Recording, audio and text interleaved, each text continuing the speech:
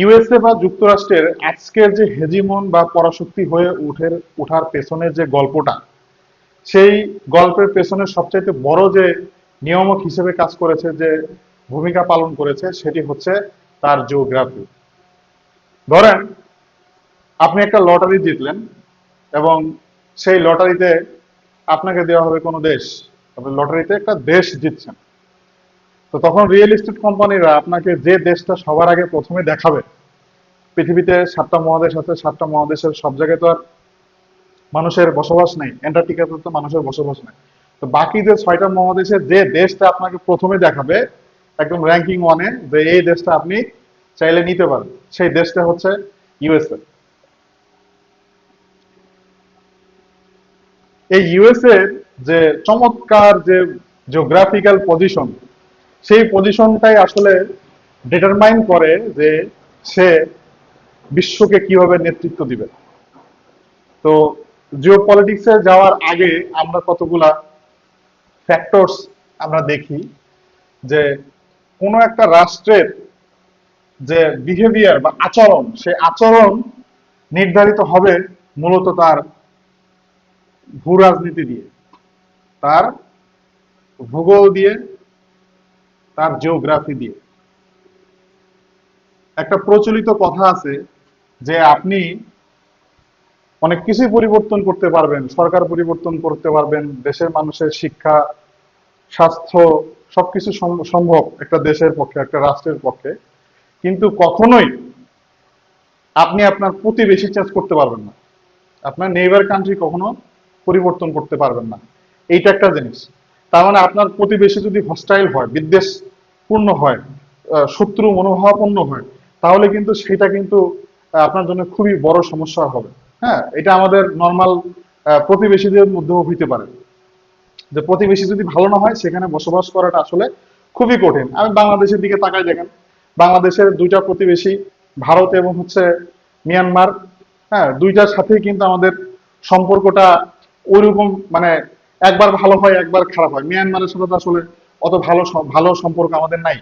হ্যাঁ, রোহিঙ্গা ইয়া করে শরণার্থী পাঠিয়ে তারা আমাদের যে একটা চাপ সৃষ্টি করছে, সেটার কিন্তু আজকে কোনো কোনো ধরনের কোনো সলিউশনই কিন্তু আসেনি। যে এতগুলো বছর হয়ে গেছে, কেউ কিন্তু এর সলিউশন বার করতে পারে না। তার মানে প্রতিবেশী যদি মানে কোঅপারেটিভ না হয়, বন্ধু ভাবাপন্ন না হয়, তাহলে সেটা কিন্তু বড় সমস্যা। মানে আমরা ইউরোপে, আমরা 19 শতক 18 শতকের দিকে দেখেছি, বিংশ শতকের দিকে দেখেছি যে ইউরোপ সবসময়ের জন্য মারামারি, কোলাহল, এই সমস্ত ভিতরে কিন্তু সে কিন্তু ঠিকেছে, তার নেচারটা হয়ে গেছে এরকম। যদিও এখনো সেই 45 সালের পরের থেকে, দ্বিতীয় বিশ্বযুদ্ধের পর থেকে এখনো বড় কোনো ইউরোপে কোনো যুদ্ধ হয় নাই। তো আমাদের মূল ফোকাস হচ্ছে আমেরিকাতে। এই আমেরিকা যে তার চমৎকার জিওগ্রাফিক্যাল পজিশনের কারণে তার মাত্র দুইটা প্রতিবেশী, একটা হচ্ছে কানাডা আর একটা হচ্ছে মেক্সিকো। দুইটাই বন্ধুভাবাপন্ন। শুরুর দিকে যদিও কিছু বর্ডার কেন্দ্রিক কিছু সমস্যা ছিল, হ্যাঁ, মেক্সিকোর সাথে কয়েকবার যুদ্ধ হয়েছে, বাট সেগুলা রেজলভ হয়ে গেছে পরবর্তীতে। এখন বর্তমানে হয়তো কিছু অবৈধ অভিবাসন এবং হচ্ছে মাদক চোরাচালান, এই কয়েকটা বিষয় নিয়ে মেক্সিকোর সাথে সমস্যা আছে। তাছাড়া এমনি মেজর কোনো ইস্যুজ নেই যে মেক্সিকোর সাথে কনফ্লিক্ট হয়। কানাডার সাথে ঠিক ওই রকম। তার সাথে কিন্তু সবচেয়ে বড় যে ল্যান্ড বর্ডারটা, 49 ডিগ্রি অক্ষরেখা, সেটাও কিন্তু এই কানাডার সাথে। তার সাথেও কিন্তু সৌহার্দ্যপূর্ণ অবস্থান, ফ্রেন্ডলি, বন্ধুভাবাপন্ন, হস্টাইল রিলেশন কিন্তু না। তার মানে যুক্তরাষ্ট্র আহ, যে ব্লেজিংটা, তার যে আশীর্বাদ, সেটা হচ্ছে তার প্রতিবেশী দুইটা ভালো, ভালো ভালো দুইটা প্রতিবেশী পাইছে। মাত্র এত বড় দেশ, কিন্তু তার প্রতিবেশী মাত্র দুইজন, দুইজনই আবার কি ভালো। তাহলে আমরা এই বিষয়গুলো নিয়ে সামনে আলোচনা করলাম। বললাম যে জিওগ্রাফিক্যাল ডিটারমিনেশনটা ইম্পর্টেন্ট লিডারশিপ এবং হচ্ছে ইকোনমিক ফ্যাক্টরের থেকে, যে ভূগোলই একটি রাষ্ট্রের আচরণ নির্ধারণ করে দেয়। যেমন আমরা রাশিয়ার জিও পলিটিক্সের ক্ষেত্রে আমরা তখন কিন্তু দেখছি রাশিয়ার যে ভূগোল, সেই ভূগোলে কিন্তু তাকে এখনো কিন্তু ড্রাইভ করতেছে। তার যে এস্টাবলিশড যে ফাউন্ডার যে ইয়ে ছিল, যে জার ছিল, আইভান দ্য টেরিবল, সে আইভান দ্য টেরিবলের যে ম্যাপটা দেখছিল রাশিয়ার, এখন ভ্লাদিমির পুতিনও কিন্তু ঠিক একই সেই ওই ম্যাপটাই পাইছে। তার ভাগ্য কিন্তু নতুন কোনো কিছু, মানে এগুলো কিন্তু চেঞ্জ হয়, মানে জিওগ্রাফি কখনো চেঞ্জ হয় না। হয়তো রাশিয়ার নেতৃত্বে চেঞ্জ আসছে, কিন্তু জিওগ্রাফিতে কিন্তু কোনো চেঞ্জ আসে না। ঠিক আমেরিকাতেও কিন্তু এইরকম ঘটনাই ঘটছে, কিন্তু আমেরিকা তার জিওগ্রাফিকে পাওয়ারে পরিণত করেছে, শক্তিতে পরিণত করেছে। আজকে সেটাতে global hegemony, global power, dominant power, তার পিছনে তার ভূগোল অনেকাংশে তাকে হেল্প করছে। সেই জিনিসটাই হচ্ছে আজকে আমরা আমাদের ক্লাসে দেখব। দ্বিতীয় যে ব্যাপারটা আছে সেটা হচ্ছে স্ট্র্যাটেজিক ডেপথ, প্রতিরক্ষামূলক ভৌগোলিক গভীরতা। এইটা কি?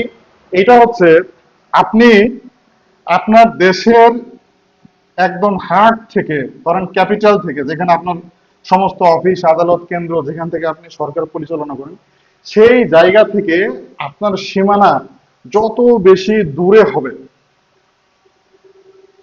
এই ব্যাপারটা কেন আসতেছে? কারণ হচ্ছে যে যদি কোনো শত্রু দেশ যদি আপনার দেশকে যদি আক্রমণ করতে আসে, তাহলে যেন তাকে ওই কেন্দ্রে পৌঁছাইতে অনেক দূর পাড়ি দিতে হয়। যেমন আমেরিকার ক্ষেত্রে আমরা স্ট্র্যাটেজিক ডেপথ যদি দেখি, যে তার উপরে আছে হচ্ছে কানাডা, ওই পাশ দিয়ে আক্রমণ করতে গেলে তাকে বিশাল কানাডা অতিক্রম করে তারপর হচ্ছে ইউএসএ তে ঢুকতে হবে। আবার মেক্সিকোর ক্ষেত্রে ঠিক সেম, সেটাও কিন্তু মেক্সিকো কিন্তু কম বড় দেশ, মানে ছোট দেশ কিন্তু না, ওটাও বড় দেশ। ওই দিক দিয়ে আসতে গেলেও তাকে অনেক পথ পাড়ি দিতে, অনেক সাপ্লাই চেইন রসদ মসদ নিয়ে তাকে আসতে হবে। এরপর ওইদিকে প্রশান্ত মহাদেশ দিয়ে যদি আসতে চায়, তাকে আক্রমণ করতে চায়, সেটাও অনেক বড় হবে। চীন যদি চায়, জাপান যদি চায়, জাপান যদিও 1947 সালে 7 ডিসেম্বর পার্ল হারবার আক্রমণ করছিল, বাট সেটা কিন্তু তার জন্য অত সহজ হয় নাই। মূল ভূখণ্ডে কিন্তু সে কিন্তু আক্রমণ করতে পারে না। আবার আটলান্টিক পাড়ে দিয়ে যদি কোনো ইউরোপীয় কোনো শক্তি, দ্বিতীয় বিশ্বযুদ্ধের সময় জার্মানি হয়তো তার ওই আশপাশে ইউরোপিয়ান বা প্যাসিফিক ওই সমস্ত অঞ্চলে কিছু ক্ষয়ক্ষতি হয়েছে, কিন্তু ইউএসএ যে মূল ভূখণ্ড, সে মূল ভূখণ্ডে কিন্তু কোনো শক্তি গিয়ে কিন্তু অ্যাটাক করতে পারে নাই, এক্সেপ্ট আপনার হচ্ছে ইউকে। আমরা দেখলাম হচ্ছে কি প্রতিরক্ষামূলক ভৌগোলিক গভীরতা, মানে আপনার দেশের চারপাশে যত বেশি এরকম বাফার জোন থাকবে, যত বেশি এরকম প্রতিরক্ষামূলক ন্যাচারাল ব্যারিয়ার থাকবে, তত আপনার এই প্রতিরক্ষামূলক গভীরতা বাড়বে, আপনার দেশ সুরক্ষিত থাকবে, ন্যাচারাল ফোর্ট্রেস হিসেবে কাজ করবে। আচ্ছা, এরপর হচ্ছে আধিপত্য মূলক নেতৃত্ব।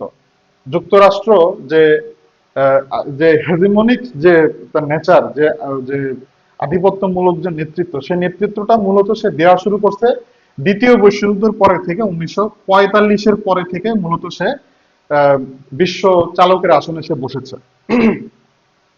তারপরে আর একটা জিও পলিটিক্যাল থিওরি আছে, সেটা হচ্ছে সি পাওয়ার থিওরি। আলফ্রেড থায়ার মাহান 1890 সালে এই থিওরিটা প্রদান করেন।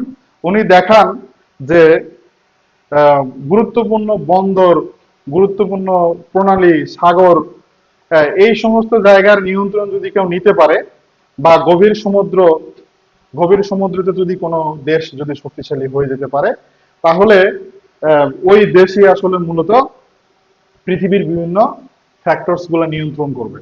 তো এই জিনিসটা আমরা দেখছি যে যুক্তরাষ্ট্র যখন তার কন্টিনেন্টাল পাওয়ার হয়ে গেল, মানে সে তার মহাদেশে সে বস, এরপরে সে চেষ্টা করছে কি, সে চেষ্টা করছে তার আশপাশে এই প্যাসিফিকে, তারপরে হচ্ছে যে আটলান্টিকে, হ্যাঁ, এই সমস্ত জায়গাগুলোতে কিন্তু সে তার প্রভাব বিস্তার করার চেষ্টা করছে। আমরা এগুলো পরে বিস্তারিত দেখব।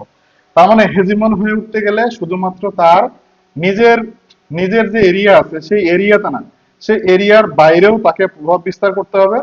এবং যুক্তরাষ্ট্রের যে পজিশন, সেই পজিশনের আমরা তো দেখছি যে উপরে কানাডা, নিচে হচ্ছে মেক্সিকো, আর দুই পাশে হচ্ছে দুইটা বড় মহাসাগর। তাহলে সে মহাসাগরীয় যে অঞ্চলগুলো আছে, প্যাসিফিক এবং হচ্ছে আটলান্টিক, এই জায়গাতে সে প্রভাব বিস্তার করার চেষ্টা করছে। তাহলে পরবর্তীতে যে জিনিসটা দিচ্ছে ব্যালেন্স অফ পাওয়ার, হ্যাঁ, ক্ষমতার ভারসাম্য। ক্ষমতার ভারসাম্য রাখার জন্য সে ইউএসএ কি করছে? ইউএসএ দ্বিতীয় বিশ্বযুদ্ধের পরবর্তী সময় সে ইউরোপে যে একটা যুদ্ধভাবাপন্ন পরিস্থিতি চলছে, দুইটা বিশ্বযুদ্ধ হয়েছে, একদম অর্থনীতি পর্যদস্ত হয়ে গেছে, মানে আসলে কোনো কাঠামোই ঠিক নাই। সেই ধ্বংসস্তূপের মধ্য থেকে ইউরোপকে আহ পুনরুদ্ধার করার জন্য সে কিন্তু অর্থনৈতিক সামরিক সমস্ত সাহায্য সহযোগিতা কিন্তু সে করছে। তো এইটা ছিল হচ্ছে সেই সোভিয়েত ইউনিয়নের পতন পর্যন্ত, 1991 সাল পর্যন্ত সে তার মূল ফোকাসটা সে ইউরোপে দিয়েছে।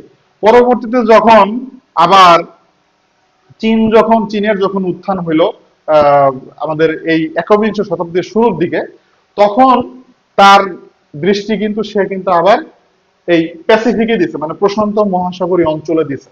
যদিও সে আগে দ্বিতীয় বিশ্বযুদ্ধের প্রাক্কালে দিয়েছিল জাপান ইম্পেরিয়াল, জাপান যখন বিভিন্ন জায়গা দখল করে নিচ্ছিল, প্যাসিফিকের বিভিন্ন আইল্যান্ডস গুলা সে দখল করতেছিল।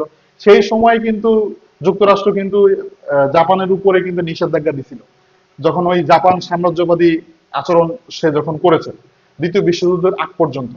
কিন্তু পরবর্তীতে যখন দ্বিতীয় বিশ্বযুদ্ধের পর যখন জাপান যখন পরাজিত হয়ে গেল, তখন কিন্তু মেইন শক্তি হিসেবে রাইজ করছে কে? চায়না। তো এখন মূলত যুক্তরাষ্ট্রের মূল প্রতিদ্বন্দ্বী এখন ইউরোপ থেকে তার যে যে খেলার যে প্লেস, সে থিয়েটার চেঞ্জ হয়ে গেছে, ইউরোপিয়ান থিয়েটার থেকে সে এখন চলে আসছে কোথায়? প্যাসিফিক থিয়েটারে চলে আসছে। তার এখন মূল ধ্যান ধারণাই হচ্ছে যে সে চীনকে কিভাবে কন্টেইন করবে, চীনকে কিভাবে সে চারদিক দিয়ে সে ঘিরে ধরবে, কিভাবে তার এক্সপেনশনকে রোধ করে দিতে পারে। এটা হচ্ছে ইউএস এর প্রধান চিন্তা ভাবনা।